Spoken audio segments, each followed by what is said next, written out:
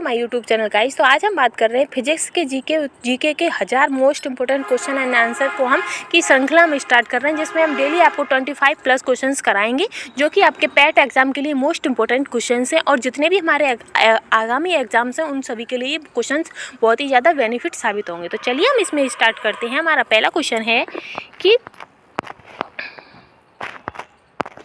Decibel किसे नापने के लिए प्रयोग में लाया जाता है। जो डेसिबल की मात्रा होती है वो किसे नापने में प्रयोग में लाया जाता है गाइस, तो वो ध्वनि को, वातावरण में ध्वनि को नापने के लिए कौन सी इकाई का यूज होता है, तो वो डेसिबल का। ठीक है गाइस। फिर नेक्स्ट है कि एम्पियर क्या नापने के लिए क्या नापने की इकाई है। तो एम्पियर से हम क्या नापते हैं गाइस, एम्पियर से हम नापते हैं करंट। क्या नापते हैं, करंट। नेक्स्ट है कि यंग प्रत्यास्था गुणांक का एसआई मात्रक है। तो किसका एसआई मात्रक है, तो न्यूटन प्रति वर्ग मीटर का। किसका, न्यूटन प्रति वर्ग मीटर का। नेक्स्ट है कि मात्रकों की अंतर्राष्ट्रीय पद्धति कब लागू हुई थी।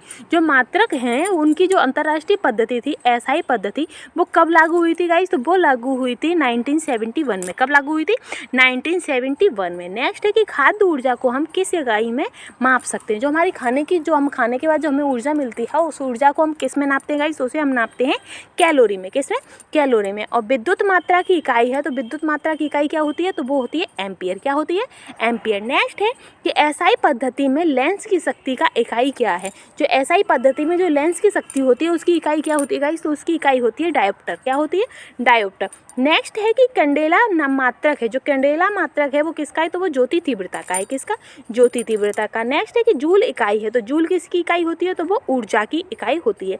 फिर है कि ल्यूमेन किसका मात्रक है। तो ल्यूमेन किसका मात्रक है गाइस, तो वो ज्योति फ्लक्स का मात्रक है। किसका, ज्योति फ्लक्स का। नेक्स्ट है कि क्यूरी किसकी इकाई का नाम है। जो क्यूरी है वो किसकी इकाई का नाम है गाइस, तो वो रेडियो एक्टिव धर्मिता की इकाई का नाम है। किसका, रेडियो एक्टिव धर्मिता। नेक्स्ट है कि दाब का मात्रक है। तो दाब का मात्रक क्या होता है, पास्कल। और कार्य का मात्रक तो जूल। आगे बढ़ते हैं। नेक्स्ट है कि प्रकाश वर्ष की इकाई है। तो प्रकाश वर्ष इकाई है किसका, दूरी का। फिर है कि जड़त्व का माप क्या है, तो जड़त्व हम द्रव्यमान में नापते हैं। फिर है कि एंगस्ट्रॉम का मापक है। तो एंगस्ट्रॉम से हम क्या नापते हैं, तो तरंग दैर्घ्य। ठीक है गाइस। किसने न्यूटन से पूर्व ही बता दिया था कि सभी वस्तुएं पृथ्वी की ओर गुरुत्वाकर्षण होती हैं। तो वह वैज्ञानिक कौन थे जिन्होंने न्यूटन से पहले ही बता दिया था कि जो वस्तुएं हैं हमारी, जो वो पृथ्वी की ओर गुरुत्वाकर्षण है। तो वो किसने बताया था, तो वो ब्रह्मगुप्त ने। नेक्स्ट है कि यदि एक पेंडुलम से दो दोलन करने वाली घड़ी को पृथक से चंद्रमा पर ले जाया जाए तो घड़ी होगी, तो घड़ी क्या होगी, तो सुस्त होगी। कैसी होगी, सुस्त। आगे बढ़ते हैं।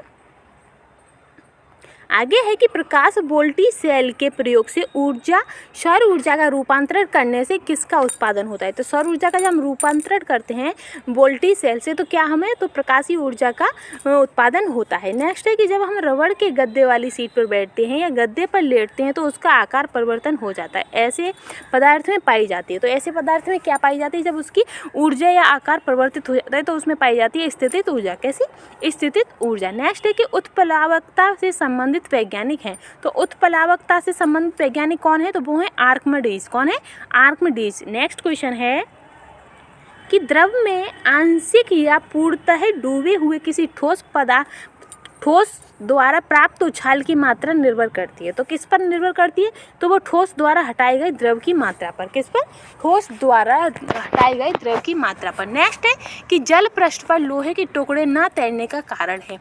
जो जल होता है तो जल की सतह पर जो लोहे के टुकड़े होते हैं वो नहीं तैर पाते हैं। तो उसका कारण क्या होता है, तो उसका कारण होता है कि लोहे द्वारा विस्थापित जल का भार लोहे के भार से कम है। जो लोहे के द्वारा जो विस्थापित जल है उसका जो भार है वो लोहे के भार से कम होता है, इसलिए वो नहीं तैर सकते हैं। नेक्स्ट है कि वेग, संवेग और कोणीय वेग कैसी राशि हैं। तो वेग, संवेग और कोणीय वेग ये क्या कहते हैं, सदिश राशियां हैं। कैसी, सदिश राशियां। और अदिश राशि कौन सी है, तो ऊर्जा को अदिश राशि कहते हैं। आगे बढ़ते हैं कि बल गुणनफल है। तो बल गुणनफल है किसका, तो वो है द्रव्यमान और त्वरण का गुणनफल है। नेक्स्ट है कि कोई जब व्यक्ति चंद्रमा पर उतरता है तो उसके शरीर में उपस्थित भार घट जाता है तथा मात्रा अपरिवर्तित रहती है। जब कोई व्यक्ति है हमारे इंडिया का नहीं गाइस, हमारी पृथ्वी का, वो जाके जब चंद्रमा पर उतरेगा तो उसका जो भार होता है तो वो भार तो घट जाएगा, लेकिन जो उसका शरीर होता है वो मात्रा अपरिवर्तित रहती है। नेक्स्ट है कि किसी पिंड के उस गुणधर्म को क्या कहते हैं जिसे वह सीधी रेखा में विराम या एक समान गति की स्थिति में किसी भी परिवर्तन का विरोध करता है। तो जब विरोध करेगा तो वो क्या होती है स्थिति, तो वो होती है जड़त्व। क्या होता है, जड़त्व। तो न्यूटन के पहले नियम को कहते हैं, तो न्यूटन के पहले नियम को क्या कहते हैं, तो जड़त्व कहते हैं। क्या, जड़त्व। नेक्स्ट है कि पारसेक इकाई है, तो जो पारसेक है वो किसकी इकाई है गाइस, तो वो दूरी की इकाई है। नेक्स्ट है कि वायुमंडल के बादलों के तैरने का कारण है, तो जो वायुमंडल में आपने देखा होगा कि जो बादल होते हैं वो चलते रहते हैं, तो उसका कारण क्या होता है, तो वो होता है घनत्व। नेक्स्ट है कि समुद्र में प्लवन करते आइस वर्ग का कितना भाग समुद्र की सतह से ऊपर रहता है। जो आपने देखा होगा काफ़ी जगह, जैसे कि टाइटैनिक जो दुर्घटना हुई थी उसमें जो किसकी वजह से, तो जो समुद्री पहाड़ होते हैं उसकी वजह से वो दुर्घटना हुई थी। तो जो इसमें यही पूछा गया है कि जो आइसबर्ग होते हैं उनका कितना भाग समुद्र के नीचे और कितना भाग ऊपर रहता है। तो समुद्र के ऊपर उनका केवल 1/10 भाग ही, उसका 1/10वां भाग ही ऊपर होता है, बाकी का पूरा 10 नीचे होता है। नेक्स्ट है कि जब कोई नाव नदी से समुद्र में प्रवेश करती है तो थोड़ी दूर ऊपर की ओर उठ जाती है। जब कोई नाव है, कोई बोट है, जब एक तो पहले वो चल रही थी नदी में, नदी के बाद जब वो उसे क्या कहते हैं समुद्र में प्रवेश करती है वो थोड़ी सी उठ जाती है। ठीक है गाइस। नेक्स्ट है कि पानी का घनत्व अधिकतम होता है, तो पानी का घनत्व कब अधिकतम होता है, तो 4 डिग्री सेल्सियस पर। नेक्स्ट है कि वस्तु की मात्रा बदलने पर अपरिवर्तित रहेगा। जब हम वस्तु की मात्रा को बदल देते हैं तो अपरिवर्तित रहता है, क्या, तो घनत्व अपरिवर्तित रहता है। नेक्स्ट है, आगे बढ़ते हैं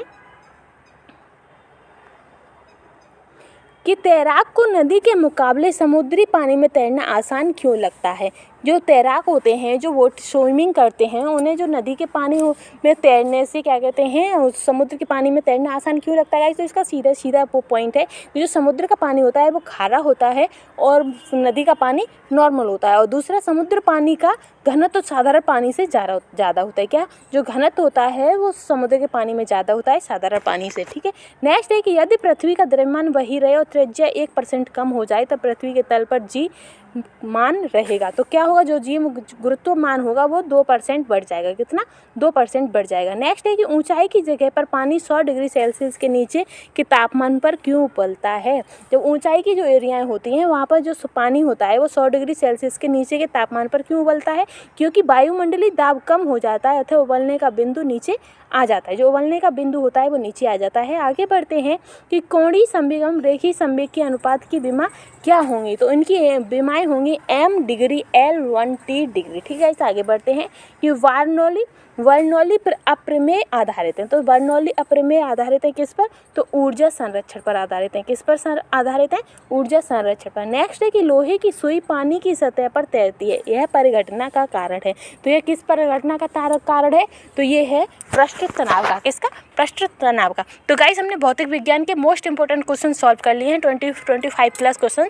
तो आज के लिए बस इतना ही। नेक्स्ट वीडियो में फिर हम आपके सामने मोस्ट इंपोर्टेंट 25 क्वेश्चन लेके आएंगे। तो तब तक के लिए गुड बाय।